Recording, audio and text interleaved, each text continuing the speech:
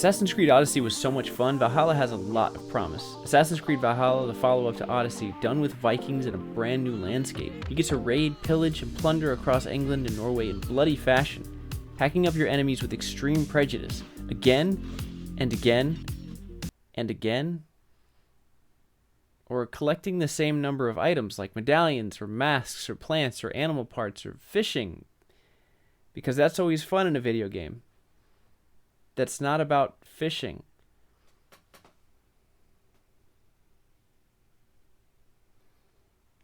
This might not be a good game.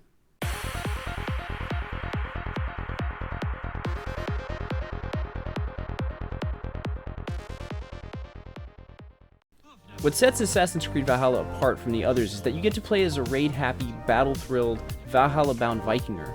The Viking aesthetic is fun. There's a fun culture of battle, glory, and poetry that comes from this hardy people of the North. One of the best things about getting to play as the main character, Eivor, not the current day person, is the incredible voice work. The female Eivor voice actor is amazing. Just explain to your friend there, if your wares have been seized, take it up with the council. These merchants are not my friends, but I'm looking for some. Hjor and Luvina. You know Hjor and Luvina? What business do you have with them? Yes, I know them, and you seem to know them too. Point me in the right direction. In a manor surrounded by flowers. That's where Hjor and Luvina live. How about some coin for my trouble? How about I cut out your tongue? Forget I said anything. There's a grittiness and battle-worn tone to her that makes the character much more interesting. The eloquence of the speech is one of my favorite aspects of the game. So much of the speak is poetic proclamation that made me want to reach for an axe and just prepare for battle. You fought like beasts escaped from your hell today, Gietrich. Your oath to me is fulfilled. It was good to stand shoulder to shoulder with you against the pox dogs of Wessex. May our friendship endure. This tanglebriar of Christians and lords means nothing to me. I'm here for Sigurd. I understand. When you find him again, come see me. We'll feast and sing, with mead and friendship to warm us. Agreed. There's even a bit of ye old rap battles called flighting, a battle of words that if won will earn you prize money and build charisma. It's not the best part of the game, but it's a nice diversion between slaughtering your enemies. Now, one of the things that was delivered on my expectations video was the raiding. Your crew actually does stuff when you start raiding a location. When you embark on a raid, your crew actually gets off the boat and raids with you. They find loot in pots and search bodies, kill enemies, and burn down villages without you needing to tell them to do anything. You need to get through a fortified door, you can call on one of your nearby raiders to help you. If there's a heavy coffer that you need help forcing the lid off of, call on a nearby ally. This part of the game is where I think Valhalla shines, and this is where the focus should be. When you're looking to customize your Eivor, you can throw some sweet tattoos on. The tattoos are badass, and you can place them in various areas across the body. You can also buy new designs from vendors and find more tattoo options for free throughout the world, albeit through a somewhat annoying minigame. Now, as far as interesting innovation goes, that's really about it. Aside from those activities I just mentioned, there isn't really anything else in Valhalla that kept my attention. And here is where I think most of the problems with Valhalla lies. Most of the stuff you could do between missions and actually missions themselves are just a chore to get through.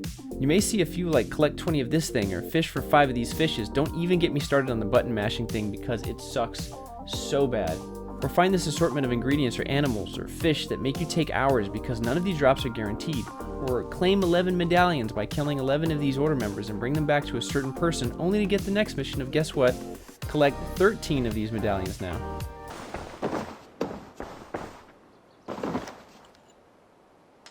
Here you are. More relics for your collection. Show me what you found. Wonderful. And here is something for you. There should be more like this out there. I know what you're doing.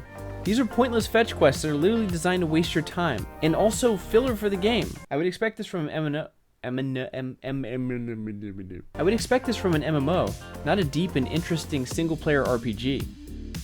Some of the landscapes in England are really nice to look at. Rolling hills and dated Roman ruins add to the visual appeal of the game. A nice mixture of pastures, forts, castles, and ruins allow varied landscape to a degree and actually offered some contrast from the frozen north you start out at. Norway and northern England offer snow-covered mountains and cool flowing streams that actually bring a nice aesthetic to the game. One of the things that Valhalla did that was a step up from Odyssey was remove all those pesky sharks. There aren't any sharks or sea monsters. Underwater exploration doesn't feel as terrifying as it did in the previous games. I don't mind underwater exploration because it doesn't have the added stress of being mauled underwater. The problem is that exploration was not as rewarding as it was in the previous game. Once you got a boat in Odyssey, you could travel anywhere you wanted to, with beautiful coastline and big swelling waves to take you on a journey. Much of the sea travel in Valhalla happens in narrow channels and is not as appealing as being on the open ocean. You also don't face the adventure and danger that comes with sea travel. Odyssey offered not just grand sea exploration, but also epic battles on the water, with spearing enemies off a ship or trying to splinter a ship's hull by slamming into it. Getting to board a ship with your crew and defeating those on board for their booty was some of the most fun of Odyssey. Some of that translates to the rating of Valhalla, but the epicness of those battles just doesn't cross over. There's no grand satisfying battles for another's treasure. Unless I have to get a key off an enemy, I can pretty much start a raid, loot all the treasure, get back on my ship which auto-spawns all of your Viking crew back on, and take off. It's not the same experience without the grandeur of those events. The combat itself is also something that held Valhalla back. For some reason there's a stamina bar in this, so your actions are limited to just a few dodges or weapon swings before it's completely depleted. You can gain stamina by light attacking enemies unless they hit you first. If the enemies stop your attack, you've wasted what little stamina you had left, and now you have to wait before you can dodge again. This can be extremely annoying considering that your enemies have a few unblockable attacks, and they don't need to worry about a stam bar. So if you dodge the first 2 or 3 unblockables, you're probably going to eat the next one. This is really annoying, especially when you have to face zealots who throw out traps and unblockable attacks constantly.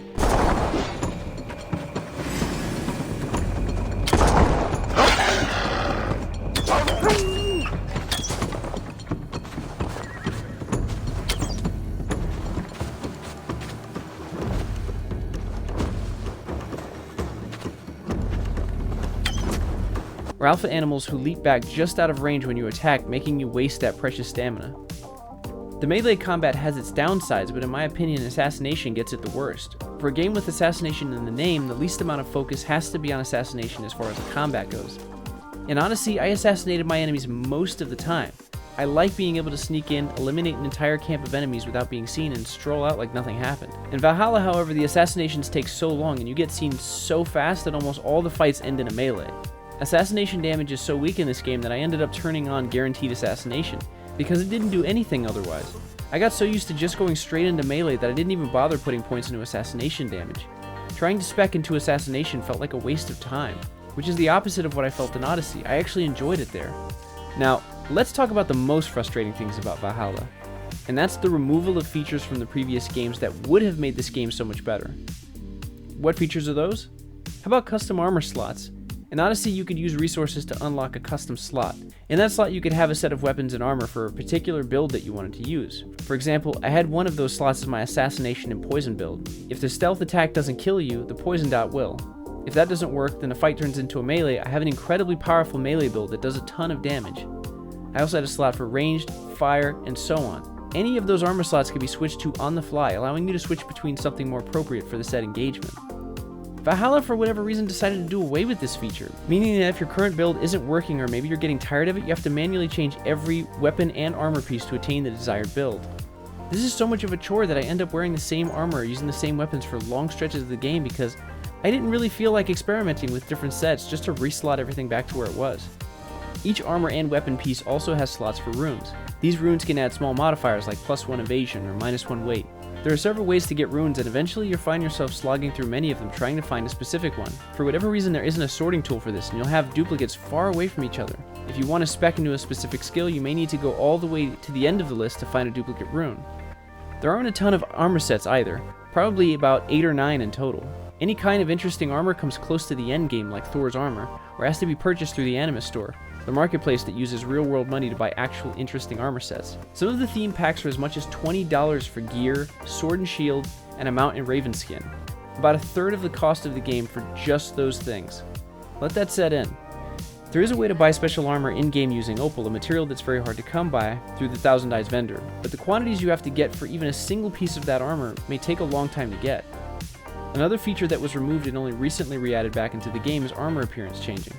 In Odyssey, once you collected whatever type of armor, that appearance was then unlocked and you could mask a piece of gear as that. And there was a ton of different types of gear that you could actually use. That means if you had some kind of silly hat but with some really badass stats that you really wanted to wear but you didn't like the look of it, you could make it appear as a Spartan helm or something with horns on it, so that it's menacing or at least fashionable. Now, a new feature was added, and that was lieutenant creation. When you assemble your boat crew, you get to create a lieutenant. This character is unique to you and you get to set its gear. Once the character is created, other players can recruit your Yams Viking for their crew for a small fee that actually comes to you. I do like this feature, but I really wish more was put into it. For example, you can't actually manipulate the height, weight, eye color, tattoos, or any facial creation, or really anything other than gear. The appearance is randomized, and you get to pick one of the random characters to be your future crewmate. It really feels like this feature was added in last second because there was so much more that it could have been. There's also a really annoying bug that resets your lieutenant's gear every time you turn off the game. I couldn't figure out where my lieutenant kept going during the raids, but it turned out that they had just been reset to the default gear again and again. The last thing that was removed from the game, and of the frustrating, this is probably the most, was the convenience of changing so many things on the fly. In Odyssey, you could change the different gear slots, change gear appearance, upgrade your ship, change the aesthetic of it, change your crew, and their aesthetic, set your lieutenants, and do it all from the pause menu. This meant that you could continue to adventure and explore without constantly having to stop and change these things. In Valhalla, literally all of those things have to be done in your settlement. You have to go all the way back home, and each of these actions require you to talk to a certain NPC to change or upgrade every little thing. This constant obstruction made me avoid so many features because it was unnecessary interruption to the pace of the game. And this is the crux of Assassin's Creed Valhalla. Why make it harder and more inconvenient to play the game? Why make any kind of interesting armors or weapons behind a paywall or make players wait until endgame, especially when there's no New Game Plus? You don't even get to use the armors you worked so hard to get. Why is Assassination almost secondary in a game about assassins? Assassin's Creed Valhalla is not a terrible game, and I'm not out to make it seem like it is. By itself, it's a pretty good game with a few problems that stifle it. But it doesn't stand alone. It's an Assassin's Creed game where the groundwork has already been laid on how to do it properly. Gutting features and asking players to pay for anything interesting, especially when the interesting bits cost a third of the game, is not how you do it. Valhalla has failed a lot of my expectations and does not live up to its predecessor, Odyssey. Anyway, that's it for this one. What'd you guys think? Was I too harsh on Valhalla? Was Odyssey the inferior game? Let me know in the comments below what you think. If you enjoyed this video or thought it was interesting, please like and subscribe. Until then, I'll see you guys in the next one. Bye.